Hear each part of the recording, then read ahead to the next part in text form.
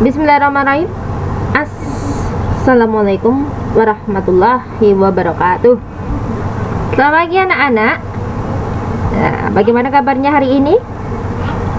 Sehat ya? Alhamdulillah. Nah,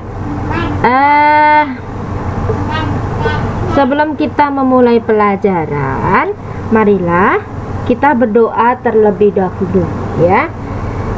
Doa akan Ibu pimpin.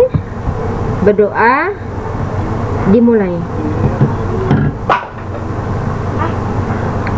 Doa selesai. Halo anak-anak. Bagaimana hari ini ya? Udah semangat ya? Semangat? Semangat mengikuti pelajarannya Ibu? Semangat, alhamdulillah. Baik, saya lanjutkan dulu ya. Baik ya, langkah-langkah menyusun cerita pendek ya. Kita lihat dulu PowerPoint dari Ibu. Kalian perhatikan, simak secara baik-baik ya. Yang pertama, menentukan tema ya. Tema merupakan sebuah ide pokok atau gagasan pokok ya di dalam sebuah cerita pendek kali ini ya yang kita bahas. Tujuannya apa? Tujuannya supaya kita tidak keluar dari satu topik ya. Jadi tema itu nanti kita tetap akan membahas ataupun membuat cerita ya, temanya itu ya itu gitu loh. Jadi tidak melenceng dari tema ataupun dari gagasan pokoknya ya. Baik, yang kedua ada sudut pandang. Nah, sudut pandang di sini jenisnya itu juga ada dua, sudut pandang orang pertama dan sudut pandang orang ketiga. Nah, di sini sudut pandang di sini itu posisi pengarang dalam sebuah cerita. Nah, kalau sudut pandang orang pertama biasanya menggunakan kata aku, saya, ku. Sedangkan sudut pandang orang ketiga itu biasanya menggunakan kata dia, ia, nya, kemudian ada mereka, seperti itu ya. Selanjutnya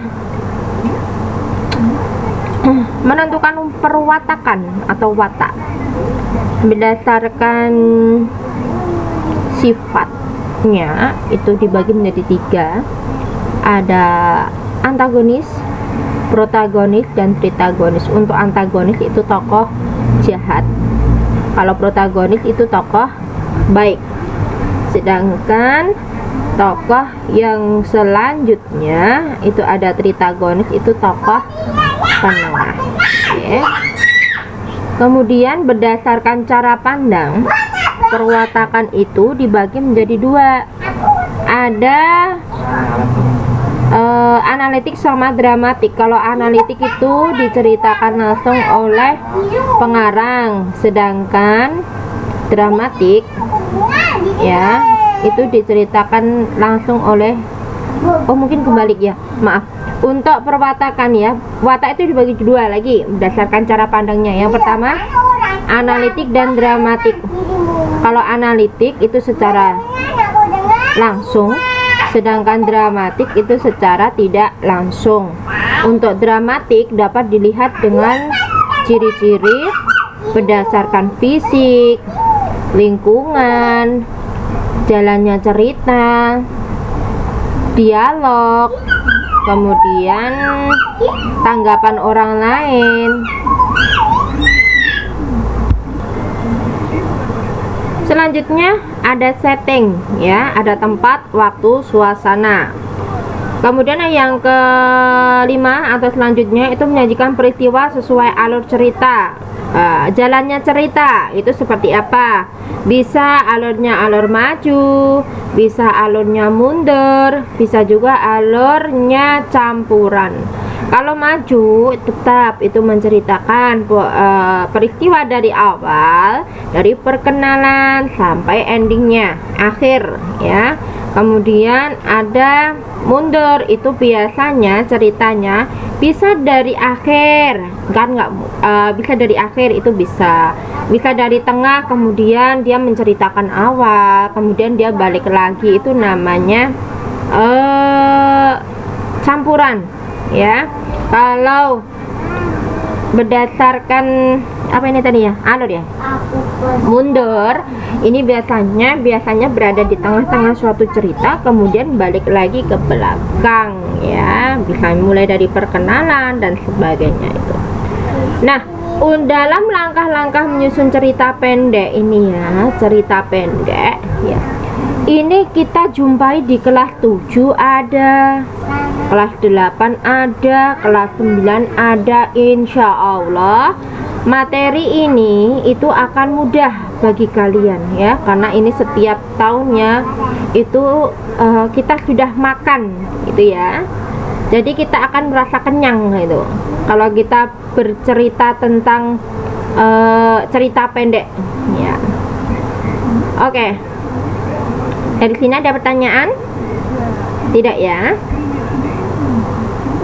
Oke.